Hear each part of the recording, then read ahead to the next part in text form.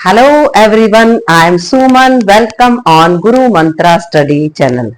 बेटे, आज ये क्लास आपकी बहुत स्पेशल होने वाली है क्योंकि जो बच्चे आगे चलकर कंपटीशन में बैठने वाले हैं, यानी कि कंपटीशन के पेपर को देने वाले हैं, उनके लिए ये क्लास बहुत खास होने वाली है। हमारे 11th और 12th क्लास के बच्चे CUET की भी तैयारी करते हैं, जिसमें इस तरह के क्वेश्चंस बहुत बार पूछे जाते हैं। और आज का जो हमारा टॉपिक है वो हमारा टॉपिक है कॉन्स्टिट्यूशन, यानी कि कॉन्स्टिट्यूशन का निर्माण किस तरीके से किया गया, कैसे किया, कौन उसमें हेड थे और कितने दिनों में ये तैयार होता है। दुनिया का सबसे बड़ा कॉन्स्टिट्यूशन, इंडिया का कॉन्स्टिट्यूशन पाया जाता है।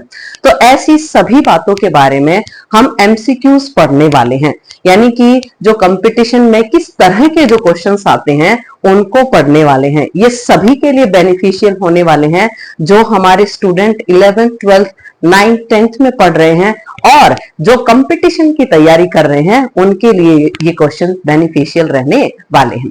तो आइए इस जर्नी को हम स्टार्ट करते हैं और अपने क्वेश्चंस को सोल्व करने की कोशिश करते हैं। अगर आपको ये क्वेश्चन सोल्व हो रहे हैं तो इसका मतलब आपकी तैयारी बहुत बेहतरीन चल रही है। अगर आप इन क्वेश्चंस का सॉल्यूशन नहीं कर पा रहे हैं तो थोड़ा सा मेहनत को आप और बढ़ा सकते हैं। तो आइए इस जर्नी को स्टार्ट करते हैं। देखो, कई सारे क्वेश्चंस आपको सामने दिखाई दे रहे हैं। हम इनको वन बाय वन करके हम इनको पढ़ना स्टार्ट करेंगे और इनकी एक्सप्लेनेशन मैं आपको साथ में देती रहूंगी। अब पहला क्वेश्चन देखो, who was the president of the constituent assembly of independent India. यानी कि देखो, सबसे पहले हमें ये पता होना चाहिए कि हमने अपना संविधान रेडी करने के लिए एक संविधान सभा का निर्माण किया था। कहने का मतलब कॉन्स्टिट्यूएंट असेंबली बनाई थी, उसके लिए कुछ जगह जगह पर इलेक्शंस कराए गए और बहुत 389 मेंबर उसमें सिलेक्ट होकर आते हैं और जो किसके निर्माण में सहायता करते हैं, कॉन्स्टिट्यूशन के निर्माण में सहायता करते हैं। तो देखो कि जो कॉन्स्टिट्यूएंट असेंबली थी, जिसको क्या कहते हैं, संविधान सभा कहते हैं। यानी कि जो संविधान सभा है उसके हेड कौन थे, यानी कि प्रेसिडेंट, अध्यक्ष कौन बनाए गए थे, ये आपके रहने वाले हैं डॉक्टर राजेंद्र प्रसाद। अब ये जो 3 क्वेश्चन आपके सामने है ना, इनका आंसर डॉक्टर राजेंद्र प्रसाद भी रहने वाला है। लेकिन कई बार जो क्वेश्चंस होते हैं उनकी फॉर्मेशन में क्या आ जाता है, चेंज आ जाता है। तो किस तरीके से चेंज आता है, आइए इन क्वेश्चंस को देखते हैं। Who was elected permanent chairman of the constituent assembly. ये कह रहे हैं परमानेंट का मतलब होता है स्थायी। क्या होता है, स्थायी। स्थायी का मतलब क्या है, अब कॉन्स्टिट्यूशन बनाने की तैयारी कर ली गई है और अब इसमें एक स्थायी अध्यक्ष बनाया जाएगा। वो कौन होगा, इनका आंसर भी रहेगा राजेंद्र प्रसाद। लेकिन ये पता होना चाहिए कि इससे पहले कोई ना कोई एक्टिविटी ऐसी हुई होगी जिसके बाद ये स्थायी बनाए गए हैं। ध्यान से सुनना आप। 9 दिसंबर 1946 को ये पहली मीटिंग होती है और इस मीटिंग के अंदर अस्थायी अध्यक्ष बनाए गए थे। अस्थायी अध्यक्ष कौन बनाए गए थे, वो बनाए गए थे सच्चिदानंद सिन्हा। सच्चिदानंद सिन्हा को बनाया गया था और अगले ही दिन इनकी क्या हो जाती है, डेथ हो जाती है। ये काफी बुजुर्ग व्यक्ति थे, इनकी डेथ हो जाती है, हार्ट फेलियर इनका होता है। तो अब क्या होता है कि ये अस्थायी अध्यक्ष थे, तो कॉन्स्टिट्यूशन को बनाने के लिए एक परमानेंट अध्यक्ष की जरूरत थी। तो अब किसको सिलेक्ट किया गया था, डॉक्टर राजेंद्र प्रसाद को ही सिलेक्ट किया गया था। उम्मीद करती हूं आपको ये सभी बातें समझ में आ गई होंगी। आगे देखें, थर्ड क्वेश्चन है हमारा, Who was the president of the Constituent Assembly of India। ये क्वेश्चन की इन्होंने फॉर्मेशन को चेंज किया है, आंसर आपका सेम रहने वाला है। इसमें हम बहुत सारे क्वेश्चन करने वाले हैं जिसमें अलग अलग तरह की जो फॉर्मेशंस ऑफ क्वेश्चंस हैं आपको पता लगने वाले हैं। आगे देखिए, अगला क्वेश्चन क्या है, Who among the following first presented the idea of constituent assembly। constituent assembly कहने का मतलब क्या है, जो संविधान सभा थी ना, संविधान सभा थी, किसने ये कहा कि हमें संविधान बनाने के लिए एक असेंबली का निर्माण कर लेना चाहिए। ये प्रपोजल किसने, ऐसे कौन ऐसे व्यक्ति थे या फिर पॉलिटिकल पार्टी थी जिसने ये प्रपोजल दिया था? तो इसमें ये प्रपोजल देने वाले व्यक्ति भी आपको बताएंगे, लेकिन ये पार्टी थी स्वराज पार्टी। कब का टाइम था? 1934। अब इसको समझो ध्यान से, क्या कह क्या रहे हैं कि कॉन्स्टिट्यूएंट असेंबली बनाई जाए जिसमें जगह जगह से देश के अंदर व्यक्ति आए और अपने जो विचार हैं वो संविधान के बारे में प्रस्तुत करें। इस तरह की असेंबली बनाई जाए। ये प्रपोजल कौन लेकर आए थे? स्वराज पार्टी के लेकर आए थे और उनका नाम था M.N. रॉय। M.N. रॉय इस काम को करने वाले व्यक्ति थे जिन्होंने कहा था कि एक संविधान सभा हो और उसमें बहुत सारे व्यक्ति बैठे और देश के जो संविधान निर्माण में है उसमें भागीदारी दे। तो इस तरीके से कौन थे ये? स्वराज पार्टी के 1934 और M.N. रॉय ये व्यक्ति रहने वाले हैं। उम्मीद करती हूं आपको ये क्वेश्चन समझ में आए होंगे। अब अगला क्वेश्चन क्या है? Indian constituent assembly was establish. अब एस्टैब्लिश की तरफ ये इशारा कर रहे हैं कि जो संविधान सभा है उसका निर्माण कब किया गया।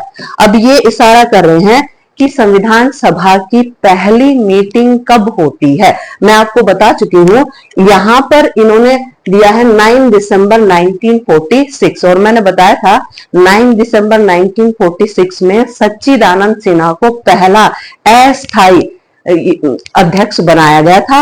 और ये डेट कौन सी थी? ये थी 9 दिसंबर 1946 वाली डेट थी, जिस दिन से संविधान के बारे में डिस्कशन करना स्टार्ट कर दिया था। अगला क्वेश्चन आप देखेंगे, who among the following was the chairman of the union constitution committee of the constituent assembly. यानी कि ये कह रहे हैं कि जो आपके यूनियन का मतलब होता है संघ या संघीय जिसको बोलते हैं, संघीय, और कॉन्स्टिट्यूशन का मतलब संविधान और समिति। यानी कि संघीय संविधान समिति के अध्यक्ष कौन बने थे? तो इसका आंसर रहेगा आपका, ये रहेंगे जवाहरलाल नेहरू। यानी कि एक समिति बनाई गई, एक कमेटी बनाई गई जिसका नाम था यूनियन कॉन्स्टिट्यूशन कमेटी, संघीय संविधान समिति जिसको कहा जाता है। उसके हेड किसको अपॉइंट किया गया था? ये अपॉइंट किया गया था जवाहरलाल नेहरू।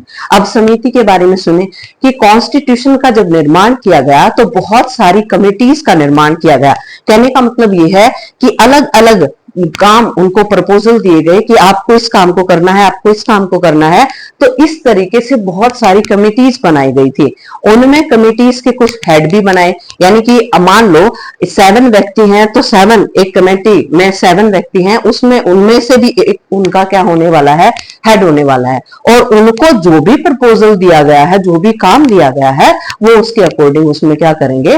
काम करेंगे। तो इसी तरीके से ये संघीय संविधान समिति बनाई गई थी और इसमें इसके चेयरमैन कौन थे? इसके चेयरमैन थे जवाहरलाल नेहरू। बहुत सारी समिति बनाई गई थी, यानी कि जो कमेटीज थी उनका निर्माण किया गया था और उनमें अलग से क्या बनाए गए थे? हेड बनाए गए थे। उम्मीद करती हूँ ये आपको समझ में आ गया होगा। Who proposed the preamble of the Constitution before the Constituent Assembly? preamble बहुत इंपॉर्टेंट है। इसको preamble को कहते हैं प्रस्तावना। क्या कहते हैं? प्रस्तावना। यानी कि प्रस्तावना को प्रस्तुत करने वाले व्यक्ति कौन थे?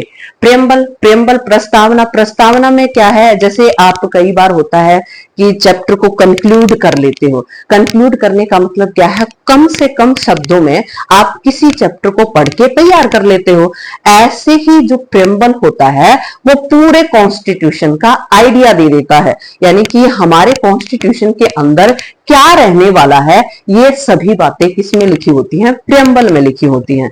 तो ये कह रहे हैं कि जो फर्स्ट पेज कॉन्स्टिट्यूशन का है जिसमें प्रेम्बल लिखा जाता है, उसका प्रपोजल कौन लेकर आए थे? यानी कि हमारे कॉन्स्टिट्यूशन के अंदर प्रेम्बल होनी चाहिए, ये बात किसने कही थी? ये बात कहने वाले कौन थे? जवाहरलाल नेहरू। यानी कि जवाहरलाल नेहरू ने कहा कि जैसे हम बुक पढ़ते हैं, बुक में किस तरीके से चीजें होने वाली हैं, सारी बातें उसमें लिखी होती हैं ब्रीफली, तो ऐसे ही हमें भी करना चाहिए कि एक प्रेम्बल होना चाहिए, प्रस्तावना होना चाहिए कि हम इस कॉन्स्टिट्यूशन में डालने क्या वाले हैं। तो इस तरीके से ये काम किया था, किसने किया था? पंडित जवाहरलाल नेहरू ने किया था। उम्मीद करती हूं समझ में आ गया होगा। How many other member were there in the drafting committee? Drafting का मतलब क्या होता है?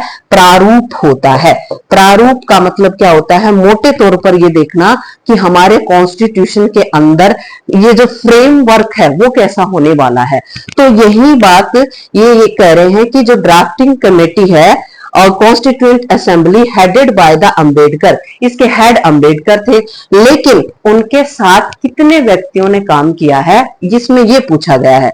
तो एक तो खुद कौन थे? अंबेडकर थे, और प्लस 6 मेंबर इसमें रहने वाले हैं, यानी कि 7 व्यक्तियों ने किसमें काम किया था?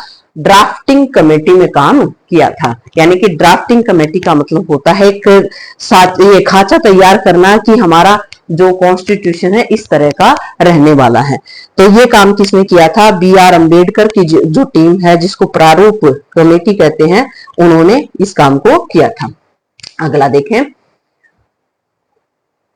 अब ये सेम क्वेश्चन यहां पर रिपीट हो रहा है। क्या कह रहे हैं? Who was the chairman of the drafting committee of the Constituent Assembly of India? यानी कि ड्राफ्टिंग कमेटी के हेड अंडरस्टूड है। ये कौन बने थे? ये आपके बने थे, कौन बने थे आप बताएंगे? कौन बने थे? अभी अभी आपने बताया डॉक्टर भीमराव रामजी अंबेडकर। पूरा नाम भीमराव रामजी अंबेडकर रहने वाला है।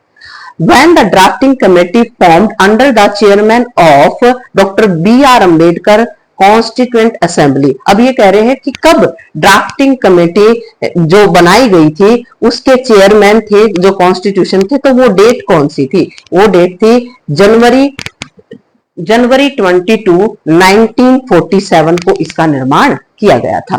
अगला question, who was the chairman of the provincial constituent committee of the constituent assembly? यानी कि जो कॉन्स्टिट्यूएंट असेंबली है उसमें आपके प्रोविंशियल कॉन्स्टिट्यूएंट कमेटी के हेड कौन थे, ये पूछा है।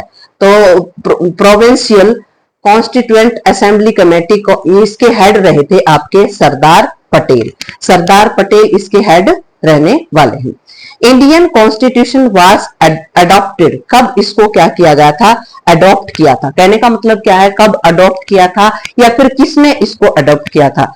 कॉन्स्टिट्यूएंट असेंबली थी। असेंबली के अंदर जो कॉन्स्टिट्यूशन है उसको पहली बार स्वीकार करने वाले व्यक्ति कौन थे? यानी कि पहले पूरा जो आपकी कॉन्स्टिट्यूएंट असेंबली बनाई गई थी, संविधान सभा बनाई गई थी, उन्होंने पहले इसको स्वीकार किया था। अब ध्यान से सुनना, कॉन्स्टिट्यूएंट असेंबली में बहुत सारी मीटिंग्स होती हैं, डिस्कशंस होते हैं, बहुत सारी कमेटी बनाई जाती है।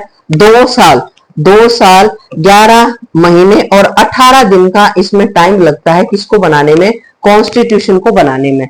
ये कह रहे हैं कि कॉन्स्टिट्यूशन को स्वीकार करने वाली कौन थी? तो स्वीकार करने वाली कौन थी? कॉन्स्टिट्यूएंट असेंबली थी। संविधान सभा ने पहली बार किसको स्वीकार किया था? कॉन्स्टिट्यूशन को स्वीकार किया था। कहने का मतलब यह है कि जो लोग कॉन्स्टिट्यूशन को बना रहे थे पहले, उन्होंने उसको स्वीकार किया, फिर उसके बाद देश में इसको क्या किया गया? इंप्लीमेंट किया गया। अगला क्वेश्चन देख लेंगे आप। How long did the Constituent Assembly take to form the Constitution of India? ये मैं आपको बता चुकी हूँ। 2 साल 11 महीने और 18 दिन का इसमें क्या रहने वाला है? टाइम रहने वाला है। उम्मीद करती हूँ आपको ये क्वेश्चन समझ में आ गए होंगे। Who was the chairman of the flag committee of the Constitutional Assembly? अब देखो, हम देश के सामने या फिर कॉन्स्टिट्यूएंट असेंबली के सामने बहुत सारे तरह की जो बातें होती थी कि हमें देश के लिए फ्लैग को रेडी करना है, या फिर अलग अलग जो एक्टिविटी है, जो सिंबल्स होते हैं उनको फिक्स करना है, तो ये सभी काम किए गए थे। तो इसमें ये कह रहे हैं कि जो झंडा समिति थी, झंडा समिति का मतलब क्या होता है, जो झंडे को तैयार करने के लिए जिन व्यक्तियों को काम दिया गया था उसके हेड कौन थे, यानी कि चेयरमैन कौन थे, अध्यक्ष कौन थे। तो उसके हेड थे डॉक्टर राजेंद्र प्रसाद। कई बार कंपटीशन के एग्जाम में जेबी कृपलानी भी दे देते हैं, लेकिन आपको फर्स्ट ऑप्शन ये रखना चाहिए। अगर ये ऑप्शन में नहीं है, राजेंद्र प्रसाद नहीं है, तो सेकंड प्रायोरिटी आप किसको दे सकते हो, जेबी कृपलानी को दे सकते हो। अगला क्वेश्चन सुने। A proposal to give the constitution to the government of India was passed by the Constituent Assembly। ये कह रहे हैं a proposal to give constitution to the government, एक प्रपोजल लेकर आए, एक प्रस्ताव लेकर आए कि अब हम क्या है, संविधान सौंपने वाले हैं। Of India pass by the constituent assembly, ये कब पास किया गया था, तो ये पास किया गया था आपका 22 जनवरी 1947 को इसको पास किया गया था। ये सीधे क्वेश्चंस होते हैं, बिल्कुल टू द पॉइंट इनका आंसर करना होता है, इसमें कोई हिस्ट्री या बैकग्राउंड इसका नहीं होता है। देखो आगे, Which party was the government in England at the time of the India's independence? ये कह रहे हैं कि जब इंडिया आजाद होता है, यानी कि जब इंडिया को आजादी मिलती है, उस दौरान कौन सी पॉलिटिकल पार्टी इंग्लैंड के अंदर क्या कर रही थी, रूल कर रही थी। ये आपकी पार्टी थी लेबर पार्टी। और आपने नाम सुना होगा क्लीमेट एटली, एटली उस दौरान वहां पर क्या कर रहे थे, रूल कर रहे थे। उम्मीद करती हूँ ये आपको समझ में आ गया होगा। When was the first meeting of the Indian Constituent Assembly? First meeting आपकी दिसंबर 9 1946 में रहने वाली है। आगे, B R Ambedkar elected in the constituent assembly, कहां से, अब ध्यान से सुनना। जो 3 तरीके से क्या है, जो कॉन्स्टिट्यूएंट असेंबली है उसमें 389 मेंबर्स को क्या किया गया था, सेलेक्ट किया गया था। इसमें 389 में से कुछ तो क्या थे, प्रिंसली स्टेट्स थे। प्रिंसली स्टेट्स का मतलब क्या होता है, रियासतें। रियासतें कहने का मतलब क्या है कि जहां पर राजा रूल करते थे ना, वहां से सिलेक्ट होकर कुछ व्यक्ति आए थे। ये आपके 92 की संख्या इनकी रहने वाली है।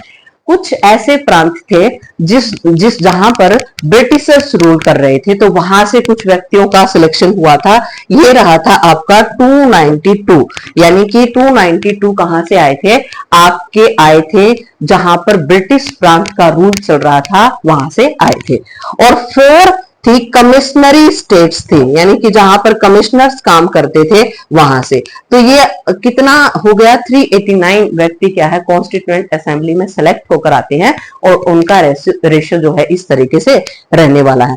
तो ये कह रहे हैं कि अलग अलग व्यक्ति जिनका चुनाव हुआ था, चुनाव 10 लाख जनसंख्या या 10 लाख जो पॉपुलेशन थी उस पर एक व्यक्ति का क्या होता है, चुनाव होता है। तो अलग अलग जगह से ये लोग आने वाले थे। तो बी आर अम्बेडकर कहां से आए थे, वेस्ट बंगाल की जो प्रेसिडेंसी थी वहां से इनका सिलेक्शन हुआ था। आगे देखें, the Indian constitution was enact on 26 नवंबर 1949। अब ये कह रहे हैं कि जो आपका ये जो कॉन्स्टिट्यूशन है इसको आपने स्वीकार कर लिया था। यानी कि स्वीकार करने का मतलब क्या है कि इसको आपने स्वीकार किया। तो ये किसने स्वीकार किया, कब स्वीकार किया, 26। स्वीकार करने का मतलब क्या है, जो कॉन्स्टिट्यूएंट असेंबली थी कि हमने कॉन्स्टिट्यूशन को क्या कर लिया है, रेडी कर लिया है। वो कब किया और किसने किया, ये कॉन्स्टिट्यूएंट असेंबली ने कहा कि हमने इस जो संविधान है उसको लास्ट ये तैयार कर लिया था। कब किया था, 1949 में, 26 नवंबर 1949 में हमने ये इसको इनेक्ट कर लिया है कि अब ये हमारा संविधान रहने वाला है। Who was the constitutional advisor to the constituent assembly? यानी कि जो constituent assembly थी उसके एडवाइजर आपके कौन रहने वाले हैं, उनके एडवाइजर आपके रहने वाले हैं B N Rao. B N Rao इसके एडवाइजर रहने वाले हैं। कॉन्स्टिट्यूशनल एडवाइजर, संवैधानिक, इसको बोलते हैं संवैधानिक सलाहकार। तो ये कौन रहने वाले हैं, बी एन राव रहने वाले हैं। Which of the following were member of the Constitution Drafting Committee? Drafting Committee.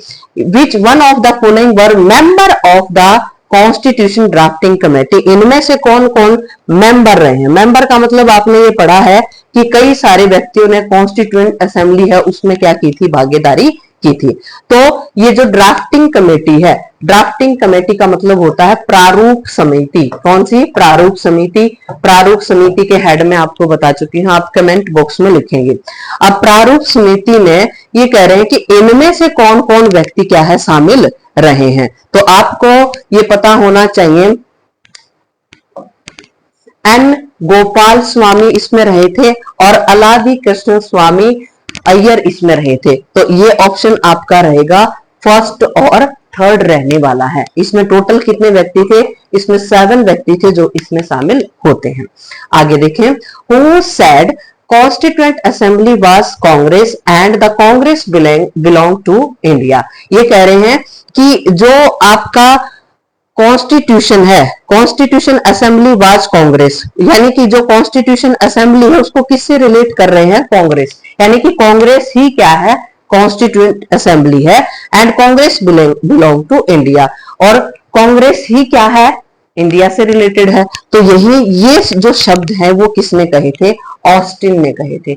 इस तरह के क्वेश्चन से ये स्टेटमेंट बेस्ड क्वेश्चंस होते हैं कि ये स्टेटमेंट इंडिया के बारे में किसने और कहां पर दी। तो इस तरह के क्वेश्चन डायरेक्ट आते हैं बेटे। अगला देख लेंगे,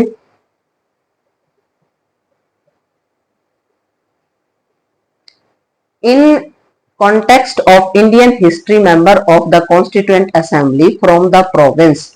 अब ये कह रहे हैं जो कॉन्स्टिट्यूएंट असेंबली है उसके बारे में, जो अलग अलग जो क्षेत्र है उनके बारे में कौन सी बात सही है। अब ये आपका देखो ऑप्शंस है, was directly elected by the people of those province। ये कह रहे हैं कि क्या सीधे सीधे उनको इलेक्ट किया गया था? कहने का मतलब क्या है, 389 मेंबर जो कॉन्स्टिट्यूशन के निर्माण के लिए सामने आते हैं, तो क्या उनको डायरेक्ट इलेक्ट किया गया था? Second option, nominated by the Indian national Congress, यानी कि उनका नाम किसने दिया था? कांग्रेस ने दिया था। ये ऑप्शन रहने वाला है। थर्ड ऑप्शन देखो, was elected by the provincial legislative assemblies, यानी कि जो प्रांतीय लेजिस्लेटिव असेंबलीज थी उनके द्वारा उनको सिलेक्ट किया गया था। और was elected by the government for his specialisation in the constitutional matters, यानी कि ऐसे व्यक्ति गवर्नमेंट के अंदर जो स्पेशलाइज रहते थे, यानी कि स्पेशल थे, उन्होंने उनको सिलेक्ट किया था। तो इसका आंसर रहने वाला है प्रोविंशियल लेजिस्लेटिव असेंबलीज थी, उन्होंने इनको सिलेक्ट करके आगे भेजने का काम किया था। आगे, the first draft of the Indian constitution was prepared. Draft का मतलब होता है प्रारूप, यानी कि जो पहला प्रारूप है, यानी कि जो सिंबल है वो किसके द्वारा और कहां कैसे अब तैयार किया गया था। इस प्रारूप में नाम सीधा सीधा किसका आता है? बी.आर. अम्बेडकर। अब देखो ये जो बी.आर. अम्बेडकर है, इस तरह का जो क्वेश्चंस है ये 3 या 4 बार आ चुका है, लेकिन जो फॉर्मेशन ऑफ क्वेश्चंस है वो क्या हो चुकी है? चेंज हो चुकी है। तो इस तरीके से घुमा फिरा के वो आपसे क्वेश्चंस पूछने की कोशिश करते हैं। आगे, the decision to implement the constitution on 26 January was taken because. अब ध्यान से सुनना, एक लाहौर, यानी कि हमेशा 1885 के बाद कांग्रेस की फॉर्मेशन होती है, कांग्रेस में की फॉर्मेशन होती है। उसके बाद हर साल जगह जगह पर क्या होते हैं? सेशंस होते हैं। सेशंस होते हैं, देश भर से लोग मीटिंग में आते हैं। तो एक सेशन हुआ था लाहौर के अंदर। लाहौर कौन सी नदी के किनारे? रावी नदी के किनारे। और रावी नदी के किनारे है तो यहाँ पर एक सेशन होता है। यहाँ पर 1929 में सेशन ये होता है, जहां इसको हेड कर रहे थे जवाहरलाल नेहरू, इसको हेड कर रहे थे। और यहां इन्होंने कहा था कि अब हमें पूर्ण स्वराज चाहिए है। क्या चाहिए है? पूर्ण स्वराज। ये किसने कहा था?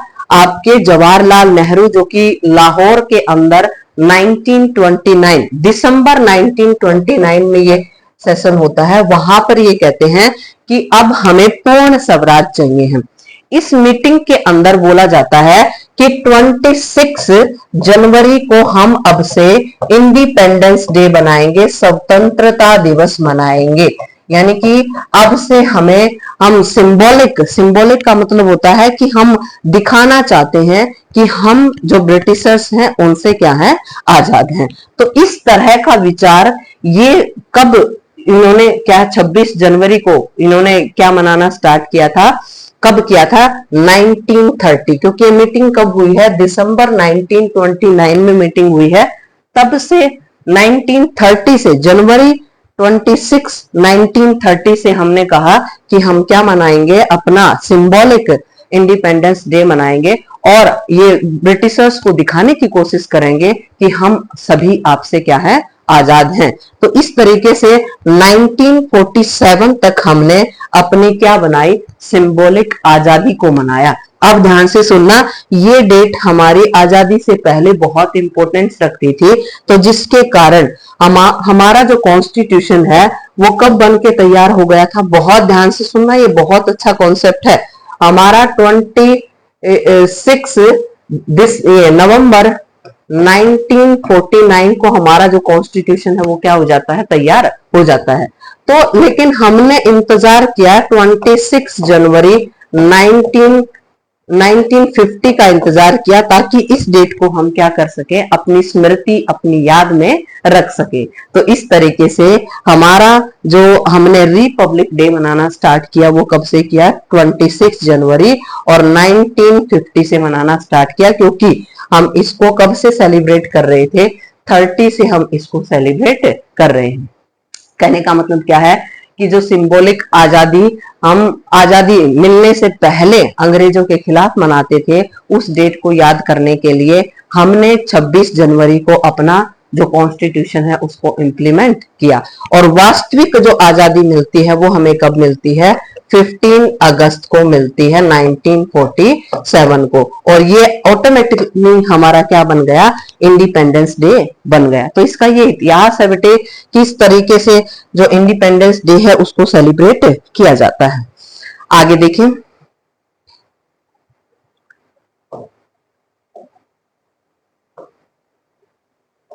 अगला क्वेश्चन कि who was the chairman of the advisory committee for the fundamental rights and minorities set up by the constituent assembly. अब देखो, माइनॉरिटीज की बात करने वाले कौन थे, आपके भीमराव रामजी अंबेडकर थे। लेकिन इस कमेटी के हेड बनते हैं सरदार पटेल बनते हैं। यानी कि इस कमेटी के हेड को, जो राइट्स की बात करते हैं, माइनॉरिटीज की बात करते हैं, तो इसको हेड करने वाले कौन थे, सरदार पटेल हेड करने वाले थे। तो उम्मीद करती हूँ ये आपको समझ में आ गया होगा। आगे अब कुछ क्वेश्चंस और रहते हैं, इनको भी कर ही लेते हैं। How many women members were there in the Indian constituent assembly. अब ये असेंबली बनाई गई थी, उस असेंबली के अंदर कितनी महिलाएं देश को रिप्रेजेंट कर रही थी, वो कर रही थी 15 महिलाएं। यानी कि 15 विमेन जो हैं वो देश के कॉन्स्टिट्यूशन के निर्माण में क्या करती हैं, भागीदारी करती हैं। अगला देख लेंगे, when was the third reading of the Indian Constitution started in the Constituent Assembly। Third reading का मतलब यहाँ पर पता है क्या कह रहे हैं कि बार बार जो कॉन्स्टिट्यूशन है उसको पढ़ के देखा गया और पढ़ के देखा कि इसमें कोई किसी तरह की मिस्टेक तो नहीं है। तो वो जो थर्ड रीडिंग है वो उन्होंने कब स्टार्ट की थी, ये आपकी थर्ड रीडिंग 14 नवंबर 1949 को इसको स्टार्ट किया गया था। Indian constitution was adopted and enacted on adopt करने का मतलब क्या है, जो कॉन्स्टिट्यूएंट असेंबली थी उन्होंने इसको क्या कर लिया, स्वीकार कर लिया कि अब से ये हमारा क्या रहने वाला है, कॉन्स्टिट्यूशन रहने वाला है। तो इसका आंसर रहेगा 26 नवंबर 1949। लेकिन हमने इंतजार किया, किसका इंतजार किया, 26 जनवरी 1950 का इंतजार किया, ताकि जो पुराने टाइम से हम इंडिपेंडेंस डे मना रहे थे अब उसको रिपब्लिक डे में रिप्लेस कर दिया जाए, ताकि उसको जो इतिहास हमारा है उसको याद रखा जा सके। उम्मीद करती हूँ ये आपको समझ में आ गया होगा। State the enact date of the last meeting of the Constituent Assembly of India। यानी कि जो कॉन्स्टिट्यूएंट असेंबली थी उसकी लास्ट मीटिंग कब हुई थी। मीटिंग होना अलग बात होती है और ये उसको स्वीकार किया कब गया था वो अलग बात है। तो ये आपकी रहेगी 24 जनवरी 1950, ये इसका आंसर रहने वाला है। यानी कि लास्ट मीटिंग हमारी कब होती है, 24 जनवरी 1950 को हमारी लास्ट मीटिंग होती है, जो किसके रिगार्डिंग रहने वाली है, कॉन्स्टिट्यूशन के रिगार्डिंग रहने वाली थी। आगे ये आपके कंप्लीट हो गए हैं बेटे क्वेश्चंस। देखो बच्चे, आप कोचिंग लेते हैं या फिर आप CUET की तैयारी करते हैं या फिर कंपटीशन में कहीं पर भी जाना चाहते हैं, तो आपको इसी तरह के जो क्वेश्चंस हैं उनको फेस करना पड़ेगा। और इनको अगर आप जैसे स्कूलिंग में पढ़ रहे हैं, इसी दौरान अगर कुछ टाइम निकाल के आप वीडियोस वगैरह देख लेते हो, पढ़ाई से रिलेटेड वीडियोस वगैरह देख लेते हो, तो आपकी ये तैयारी में बहुत हेल्प करने वाले हैं। जो कंपटीशन के स्टूडेंट हैं उनके लिए बहुत जरूरी होता है कि आप उन क्वेश्चंस को करके देखें। यानी कि आपने कॉन्स्टिट्यूशन को पढ़ा, कॉन्स्टिट्यूशन से रिलेटेड रिगार्डिंग जो भी क्वेश्चंस हैं उनको सॉल्व करने की आप कोशिश किया करें। जब तक आप इन क्वेश्चंस को खुद सॉल्व करके नहीं देखेंगे तब तक आपको कॉन्फिडेंस जो है बिल्डअप नहीं हो पाएगा और आप कंपटीशन के जो एग्जाम है उनमें अच्छा नहीं कर पाएंगे। अब ये तो बहुत ही आसान क्वेश्चंस थे, जो बेसिक क्वेश्चंस होते हैं ना कॉन्स्टिट्यूशन के अकॉर्डिंग, वो रहने वाले हैं। अब टफ जो क्वेश्चन है, अगर आप ये चाहते हैं कि मैं टफ क्वेश्चन लेकर आऊं, कि जो मुश्किल क्वेश्चंस होते हैं, जो हायर लेवल के जो एग्जाम्स होते हैं जिनमें पूछे जाते हैं, अलग अलग तरीके से क्वेश्चंस को घुमाया जाता है, तो अगर आप वो वैसे क्वेश्चन चाहते हैं तो मैं आपके सामने वैसे क्वेश्चन भी लेकर आने वाली हूं।